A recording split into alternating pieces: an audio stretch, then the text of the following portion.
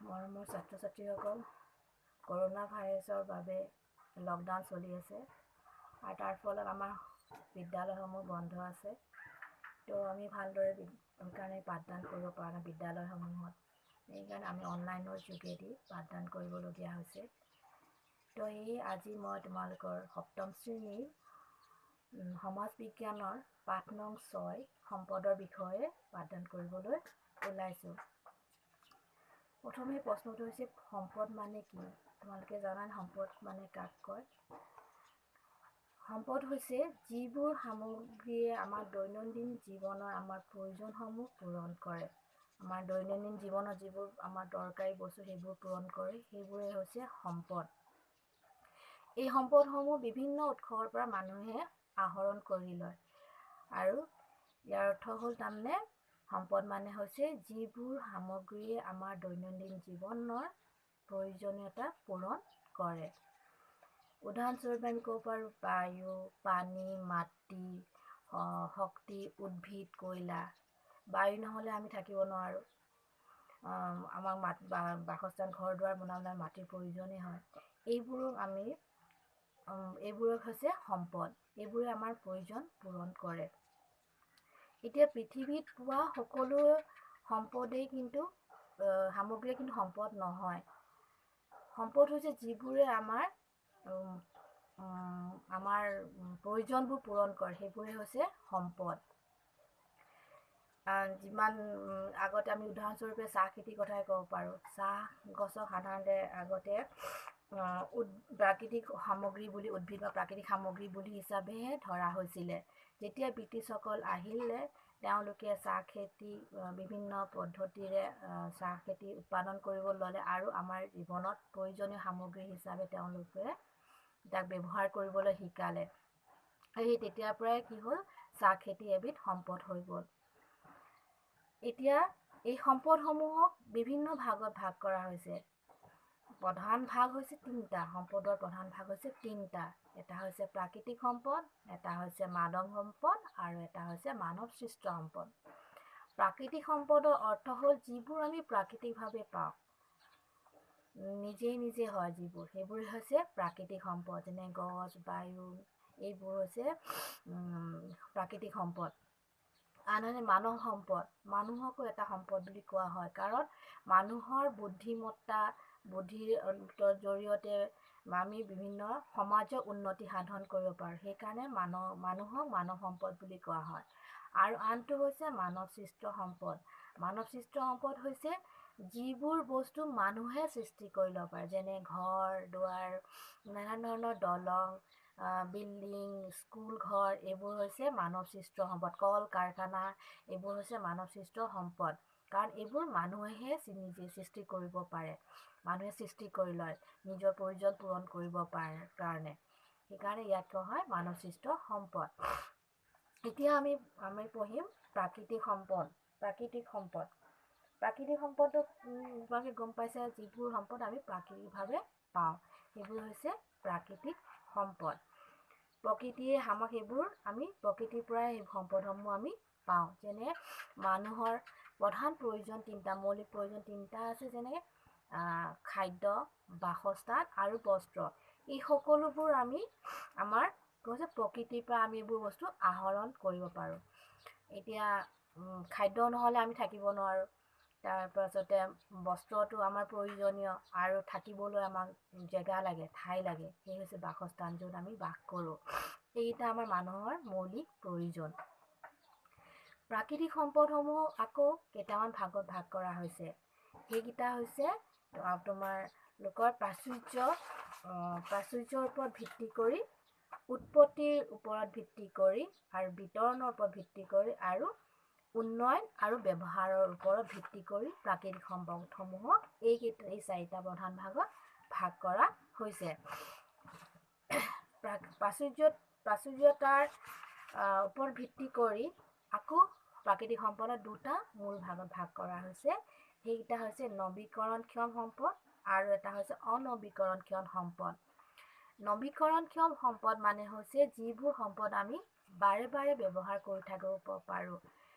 সেইবোৰ নিজে নিজে সৃষ্টি হয়, সেইবোৰক মানে শেষ হৈ নাযায়, যাক অহৰহ আমি তাক ব্যৱহাৰ কৰি থাকিব পাৰোঁ, সেয়ে হৈছে কি কয় নৱীকৰণক্ষম সম্পদ।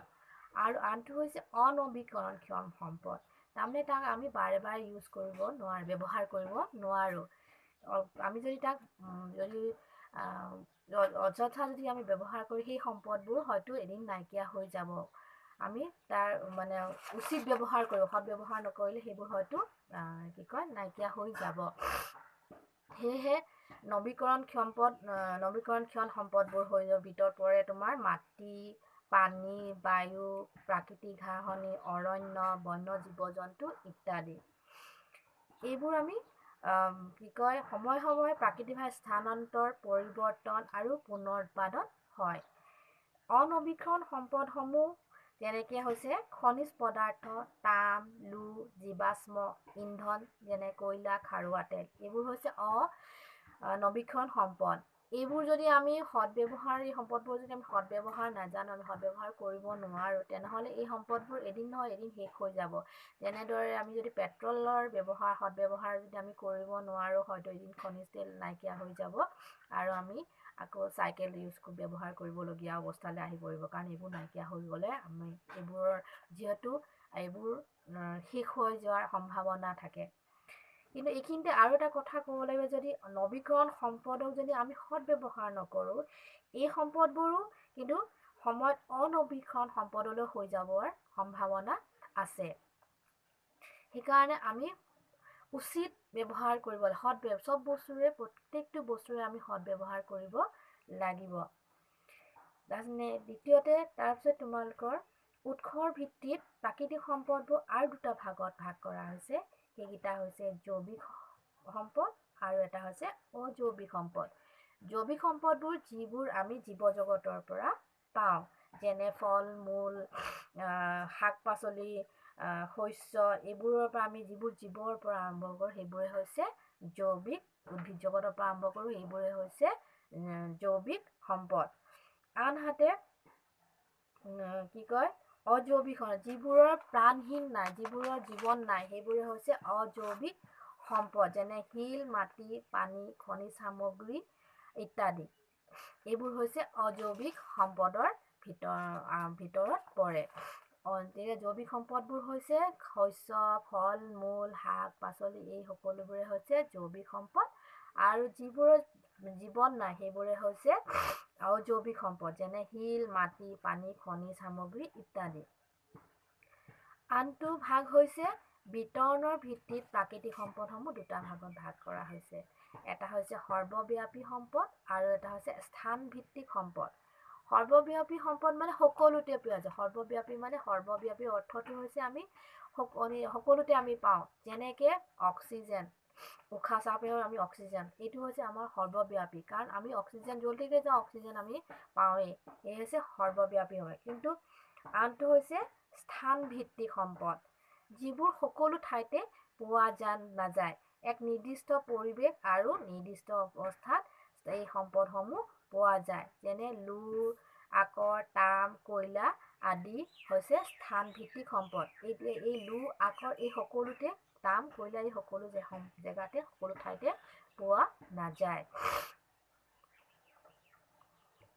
আনহাতে আন এটা সম্ভাগ হৈছে তোমালোকৰ উন্নয়ন আৰু ব্যৱহাৰৰ ওপৰত ভিত্তি কৰি প্ৰাকৃতিক সম্পদ ভাগ কৰা হৈছে। সেই দুটা ভাগ হৈছে প্ৰকৃত সম্পদ আৰু সাম্ভাৱ্যপূৰ্ণ সম্পদ। মানুহে সদব্যৱহাৰ কৰি আৰু কামত লগাই প্ৰকৃতিৰ পৰা ইতিমধ্যে যিবোৰ সম্পদ আহৰণ কৰিছে সেইবোৰে হৈছে প্ৰকৃত সম্পদ। এনে সম্পদ মজুত থকা পৰিমাণ অনুমান কৰিব পৰা যায়, যেনে কয়লা, পেট্ৰলিয়াম, ইউৰেনিয়াম আদিবোৰ হৈছে প্ৰকৃত সম্পদৰ উদাহৰণ।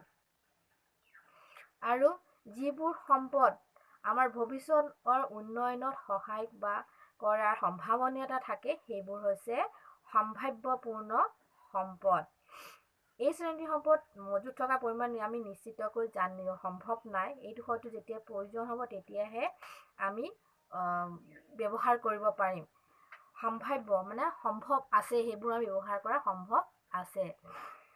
এই যেনে উদাহৰণস্বৰূপে আমি ক'ব পাৰোঁ কি কয়, অসমৰ মাজেৰে বৈ যোৱা ব্ৰহ্মপুত্ৰ নদীৰ পানী জলবিদ্যুৎ শক্তি আহৰণৰ প্ৰচুৰ সম্ভাৱনা থকা আৰু জলসিঞ্চনৰ সুবিধা লাভ কৰিব পৰা সম্পদ। এইবোৰ আমি ব্যৱহাৰ কৰি হয়তো আমি কি কয়, আমাৰ সাম্ভাব্য সম্পদ সৃষ্টি কৰিব পাৰোঁ। ব্ৰহ্মপুত্ৰৰ পানী আমি সংৰক্ষণ কৰি জলবিদ্যুৎ শক্তি আমি উৎপাদন কৰিব পাৰোঁ। সেইকাৰণে কোৱা হৈছে সাম্ভাব্যপূৰ্ণ সম্পদ।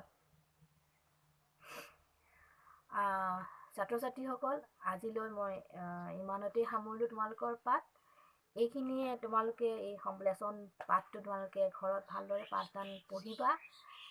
কিবা যদি বুজাত অসুবিধা পাইছা তেনেহ'লে আমাৰ হোৱাটছএপ গ্ৰুপটো আছেই, মহেন্দ্ৰ যোৱা গভ.in স্কুল গ্ৰুপ, তাত কিবা পঠিওৱা, নহ'লে মোৰ ফোন নম্বৰ আছে, তোমালোকে ফোনত প্ৰশ্ন সুধিবা আৰু এইখিনি যিখিনি ক'লোঁ সেইখিনি ভালদৰে পঢ়িবা। আৰু দ্বিতীয় ক্লাছত মই মানৱ শ্ৰেষ্ঠ সম্পদ আৰু মানৱ সম্পদৰ বিষয়ে ক'ম।